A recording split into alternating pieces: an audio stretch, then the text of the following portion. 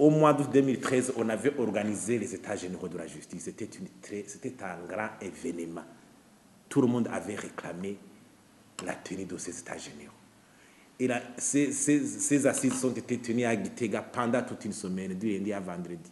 Et ça a sorti des recommandations pertinentes qui semblaient vouloir réformer la justice en profondeur, en vue de la rendre beaucoup plus indépendante. Il y avait des thèmes très importants comme l'indépendance de la magistrature et la responsabilité du juge, le fonctionnement du système judiciaire, la chaîne pénale, l'administration pénitentiaire, la justice sociale et commerciale et d'autres. Il y avait mis des réformes très sensibles à montrer la place, par exemple, de la Cour suprême comme symbole de manifestation progressive de l'indépendance de la magistrature.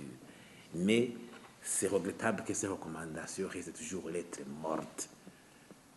Normalement, il faut vraiment secouer la partie des uns et des autres, de changer de comportement dans notre pays, adoptons la culture de mettre en application ce qu'on a décidé dans différentes assises. Ça va vraiment nous permettre à faire des pas de géant dans la stabilité politique et dans la croissance économique de notre pays. Je dois vous dire que maintenant même, tous les experts au niveau de la croissance économique, du développement économique, s'accordent à dire que la justice est l'un des critères fondamentaux dans l'évaluation de l'environnement des affaires dans un pays.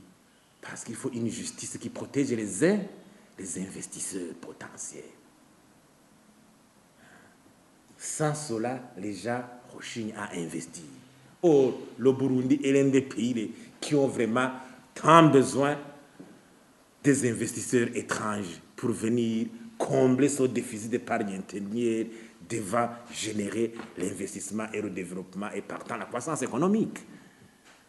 Donc, nous interpellons la conscience des uns et des autres, tous qui ont la responsabilité pour que ce rapport puisse sortir,